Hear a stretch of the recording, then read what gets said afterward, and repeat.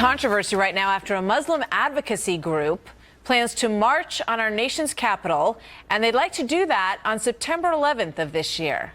12 years since the tragic attacks that killed nearly 3,000 people. The organizer of the so-called Million Muslim March says that Muslims are actually the ones who have been repeatedly victimized since that day. Here he is making his case with Sean Hannity last night. This is 2013, and if you look at the event, what we put there, exactly the day of 9/11, we Muslim become villainized and victimized. And it's not us and them, it's we as American. It was a very feisty exchange last night on Hannity, and David Webb joins me now, the host of the David Webb radio show on Sirius XM Patriot and a Fox News contributor, and Leslie Marshall is a syndicated radio talk show host. Muslims have been victimized and villainized, he says, David, and they feel that that's the day they need to make their point on 9/11. Well, and I mean, let's put this in perspective, Martha. Not all Muslims are terrorists, but on 9/11, they were all radical Muslims. When you look at Ansar al-Sharia, al-Shabaab, Boko Haram in Nigeria, and all these groups around the world, and even what's happening in Egypt today, we do have a problem. So they're trying to send a message. And Rabbi Alam, who, by the way, is a truther, this is someone who believes that no Jews were killed on 9/11. What is his real intention? By the way, good luck getting 1 million people into Washington, D.C. on any day for any group. Right now, they have very few on Facebook. This is yet another attempt to draw us back into something where they're sending a message on 9/11. And you know what? I support their First Amendment right. They have their First Amendment right to free speech. Muslims are not persecuted in the U.S. They can practice their religion. Here, we don't burn mosques like they burn churches in Egypt.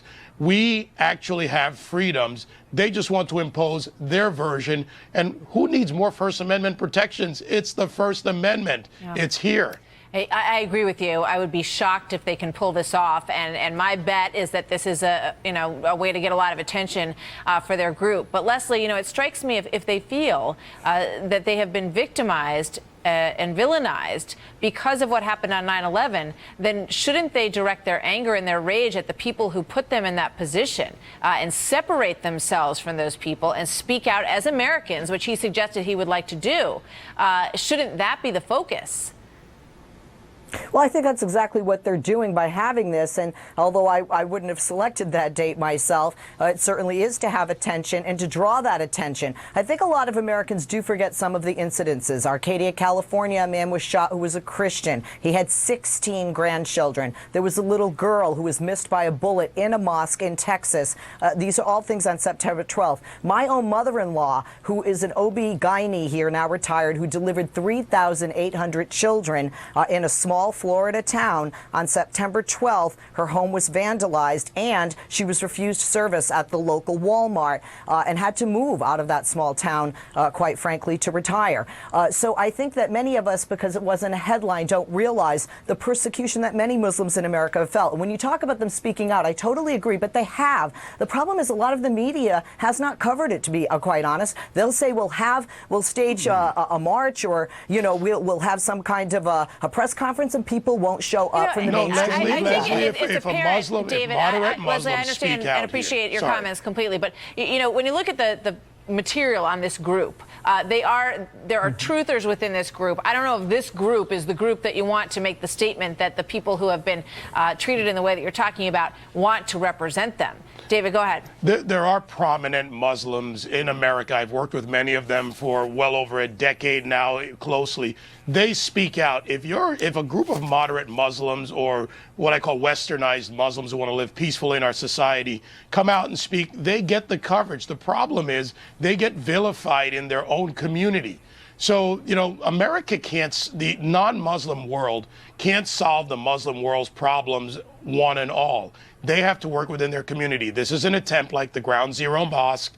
It's all part of pushing an agenda, and these truthers they're false. They don't represent the larger group of Muslims in the world, but we really have to realize that if only 10% of the Muslims in the world are radicalized, and that's the argument often used, that's 1.6 billion people. 10% of that, largest standing army in the world. Let's recognize the problem and deal with it, not have the silly arguments. And again, good luck with 1 million people. They've got, what, 5 on Facebook, maybe 10 now, maybe 15 after this. It looks like it's an uphill climb. Leslie, would you like to see a Muslim group, a moderate Muslim group, come out and condemn this and say, wrong day, this is a tragic, solemn day in American history, and if you want to make your point, this is not the day to do it? Well, I wouldn't have a problem, with people coming out and saying that. But I want to speak to David's point about the 10% versus 90%. And see, that's the problem. I've lived in Pakistan. I've lived in Israel. I've traveled to Jordan, Egypt. And I think the United States does. Many Americans have a misconception that the majority of the Muslim world hates Americans, which is not true, and that the majority of the Muslim world are terrorists and they're training their children every day how to kill Americans, which is completely untrue. What this man has said that I do agree with, it is we against them. It is not you against us, and many people in the Muslim community do feel that way. The other thing is, a lot of Muslims I have spoken to are fearful to come out and say anything. They don't want to attract attention to themselves because they don't want people attacking their businesses or their homes or their families. They're very frightened, many of them, since 9/11, and that's made them become a bit more close-lipped about their opinions, whether it's about this group or whether about terrorists. They feel that anybody who does terrorize or murder is not a Muslim, just like Christians denounced Timothy McVeigh calling himself a Christian, because any religion, the big three, Christianity, Judaism, and Islam, all believe in the 10 Commandments, one of which is thou shalt not murder. Martha, I've got to answer this because Leslie makes a very wrong argument here. It's not a matter of what percentage it's radical, it's the effect they can have. And when it comes to those that are being taught to be radicals, raised and trained from ages 8 and 10 up, this is a problem. And I don't see Christians burning mosques. I don't see Christians running after Muslims in this country. If they come out and speak, they're vilified by other Muslims in large part. I'm not saying that there are idiots out there in the world. Go. That's a fact, but not a Christian-Muslim issue in this country. David, you've had yours, and we'll pick it up at a later date. Thanks so much to both of you. Good Thank to you, have you here. Martha. Good discussion. Thank you.